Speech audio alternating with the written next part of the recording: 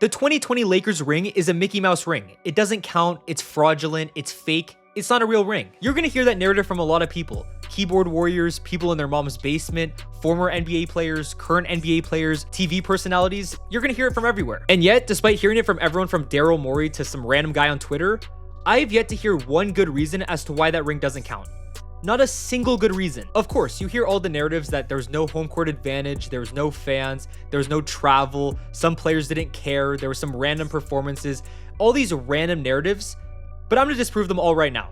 They're all ridiculous. Let's just start with this whole narrative about the home court advantage and fans. It literally hurt the Lakers. Unlike some other championship teams like the 2021 Bucks, the 2022 Warriors, other teams that we've seen throughout NBA history, the 2020 Lakers were an elite regular season team. The 2020 Lakers started the season 24-3. They finished the season 52-19. That's a 60-win pace. They were the #1 seed in the Western Conference. And I know you guys are smart. What does it mean when you have the #1 seed in a conference?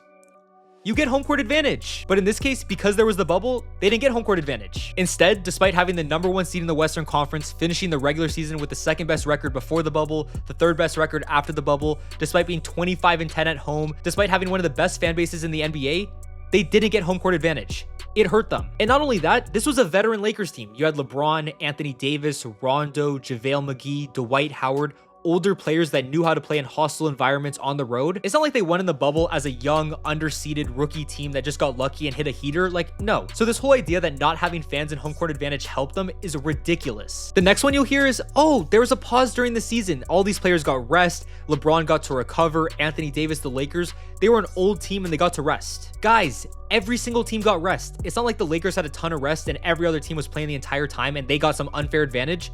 It was the same situation for every single team. Now, the next narrative you'll hear is, oh, players didn't want to be in the bubble. They didn't care. They didn't give their full effort. They didn't play that well. They weren't fully engaged. And they're going to point to the Bucks and Clippers. They're going to say, oh, the Bucks and Clippers, they didn't actually want to be there. Giannis didn't want to be there. Patrick Beverley, Kawhi, Paul George, Montrezl Harrell, they didn't want to be there. They weren't engaged. They didn't care. And that's why they didn't win. Now, if that's your reasoning, if you're saying that the Lakers didn't deserve the championship because the Bucks and Clippers didn't care, are you really serious? Why is it a bad thing that teams like the Lakers and Heat cared, gave full effort, actually wanted to be there, wanted to compete, whereas other teams like the Clippers and Bucks didn't? Why is that a bad thing? And the thing is, if players truly didn't want to be in the bubble, if they didn't care, if they weren't giving their full effort, then why was the 2020 bubble some of the highest level basketball that we've ever seen? Yes, it was. When you look at all of playoff history, the 2020 bubble was the most efficient playoffs ever. The true shooting percentage in the playoffs was the highest ever. The effective field goal percentage was the highest ever. The 3-point percentage was the 4th highest ever. The points per game were the highest in NBA history up to that point.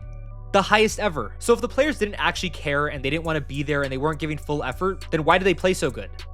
That doesn't make any sense. But then on the other hand, you have people that are like, oh, there were random players that played so well. TJ Warren, Donovan Mitchell, Jamal Murray, they played way better than they normally do. And their whole argument is that, oh, because players like TJ Warren that aren't usually great, because they were so good, it was a fluke. It wasn't actually real basketball. But again, this whole idea that there was randomness, flukiness, all these random events, that made it harder for the Lakers to win the championship. When you're an elite team like the Lakers, you don't want any randomness. You don't want random players playing above their means. You don't want random players having crazy performances.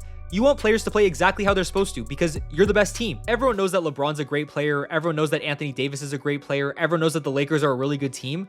But if you have guys like TJ Warren and Jamal Murray and Donovan Mitchell playing way better than they normally do, that makes it harder for the Lakers to win, not easier. And you may be wondering, why were players playing so well in the bubble? Was it because there was no fans? Was it because they didn't have anything else to worry about? Was it because there was no distractions?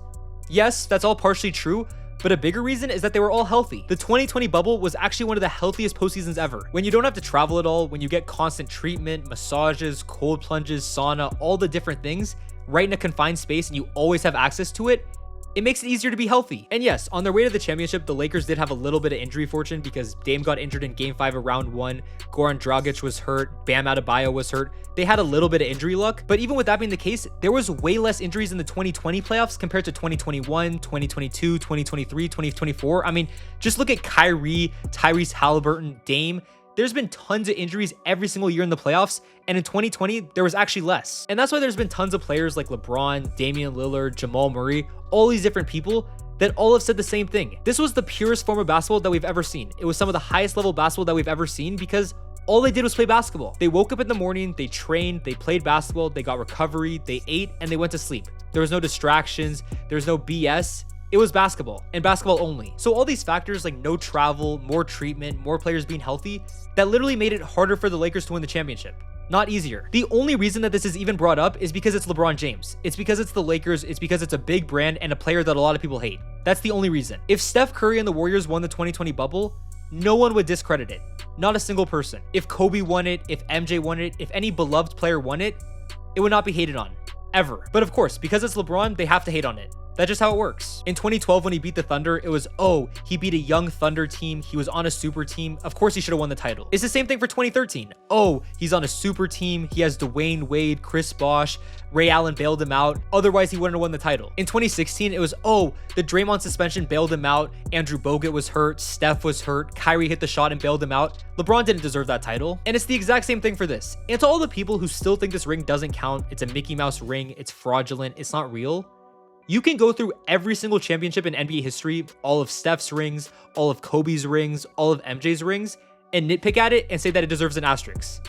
Every single one. Is the 2015 Warriors ring a Mickey Mouse ring because Kevin Love and Kyrie missed the series? Does Kobe's ring in 2002 deserve an asterisk because the referees against the Kings? It was a robbery. Does MJ's 1992 title against the Blazers deserve an asterisk because they didn't have Arvydas Sabonis, he decided to stay in Europe instead of playing for the Blazers? What if he played for the Blazers? They would have won. Does his 1993 title deserve an asterisk because John Paxson hit the shot? The answer to all these is no. Every single title has its unique set of circumstances, events, luck, bad luck, every single one. So nitpicking certain events and certain circumstances to say that, oh, this title counts, but this one doesn't, it's stupid and it doesn't work. So is this Lakers title exactly the same as every other title? Was it the same set of circumstances? Did they have the same situation? Of course not. But just because it was a little weird and the circumstances were different and the situation was different, that doesn't mean that it doesn't count. That's not how it works. It was the most even playing field of all time and the Lakers won it. They deserved it. And yes, the only reason that people are still questioning the legitimacy of this title is they don't like LeBron. We all know that. So it doesn't matter how much you dislike LeBron or you dislike the Lakers or you don't like the NBA or whatever you think, it doesn't matter.